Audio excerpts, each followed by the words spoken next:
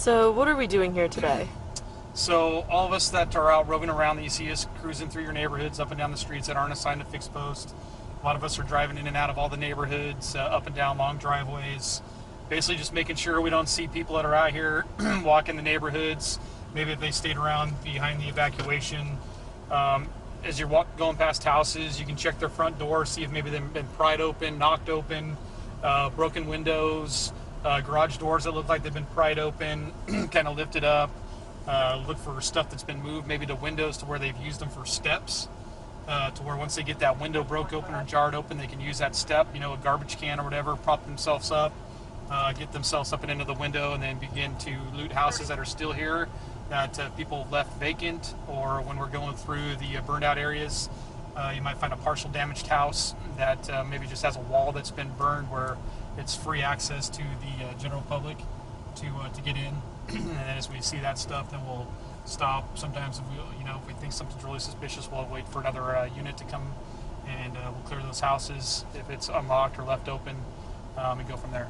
Did you catch any looters yet from homes that were evacuated due to the car fire? Not myself, but my coworkers, RPD, all the other local agencies that are out here. I believe we have quite a few arrests for some looting. They're not high numbers, but they're not low numbers. One's too many. But I think a lot of it is us being out here on very active patrol with all of our departments that are out here. Just yesterday we had 120 CHP officers that were here in the area from all over the state of California. Plus we have all of you guys here as the media. The media coverage here is from all over the state and other states.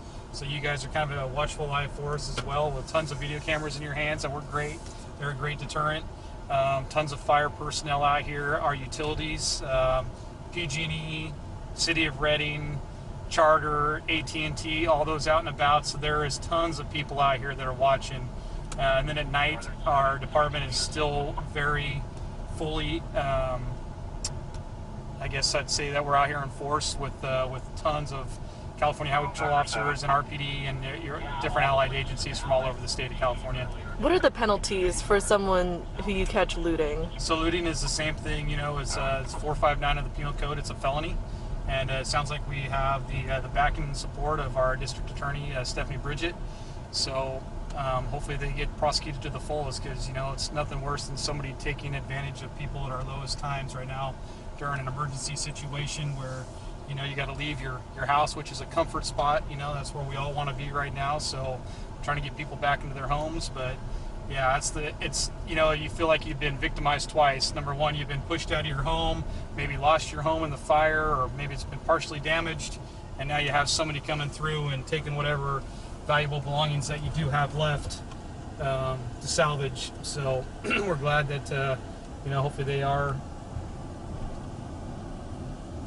enforced and they do time for their crime. So What are some tips you might share with viewers who may have to evacuate within the next few days or so, or who are planning on doing so today? What kind of tips might you share to help them prevent or best protect themselves from looters? Number one is, if you can leave some lights on, leave some lights on. So at night, as we're driving through, or if we do see a door open or a window open, we can see into the house. Lock your valuables up. If you have a gun safe, lock your guns, your ammo up. If you can, take it. Put it in your car, take it with you. Don't leave it out in the wide open. Don't leave it to where, if you're leaving your blinds open, that people can just look to your window and see if you do have some valuables laying there. Because most looters, they're looking for something that's very easily to get, and they're going to look through the windows first. If they see it out in plain open, in plain view, they're going to break that window, break that door, take it, and run. If they can't see it, they're probably going to move on. Just like when they're going around your neighborhoods, they're checking your door handles. They're not really going into the cars that are unlocked or locked. They're looking for the ones that are unlocked, and then they can scavenge through it real fast, grab anything of value to them, and then quickly leaving that area. So lock your doors. A lot of people, I think they have to leave their doors open or unlocked for fire.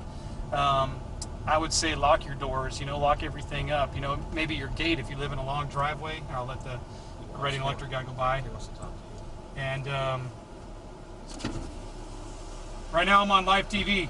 Hey, what's going on, Rob? Hey, buddy, how you doing? Hey, there's a tree back there that spot fire back up. You think you can get a hold of a little fire engine and have to get back up there? Yeah, is that on Dillard? I bet no, Record? Range, up there by the shade range. Yeah. Good to see you, buddy. Yeah, same here.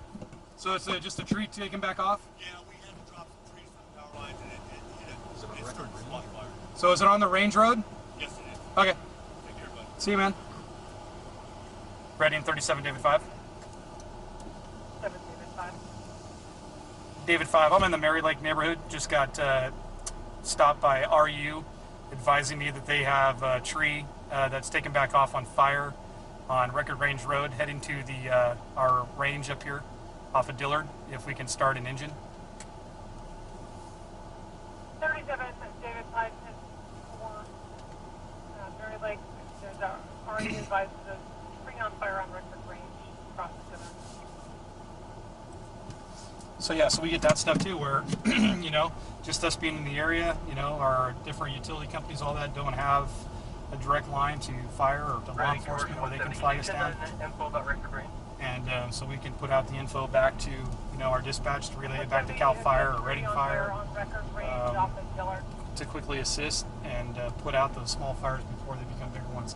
And that's another clear example of why we don't let people right back in to an area that there hasn't been a full containment line completely around this neighborhood.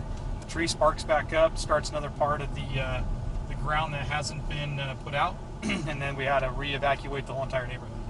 You would rather be completely safe and make sure that, you know, everyone could be, you know, out of danger, you know, before you let them back in. It makes perfect sense. Is there anything else that you'd like to talk about in terms of any challenges you might have faced out here so far as you've been patrolling the area? Actually, it's been really good. The patience of most of our neighborhoods from the people that live here have been great. You know, giving us our time to restore power, your phone, cable, water, gas, and letting the fire crews set their containment on the fire first before we let you back in. So most of everybody, we've had great cooperation with IT and all of the public that you know, that have been displaced during this time. Okay. Anything else you'd like to mention? Just that we're trying to open up the roadways as fast as we can, and as soon as we get that, we'll relay it to the general public, and we'll get them back into their homes. Okay. Thank you so much. Thanks.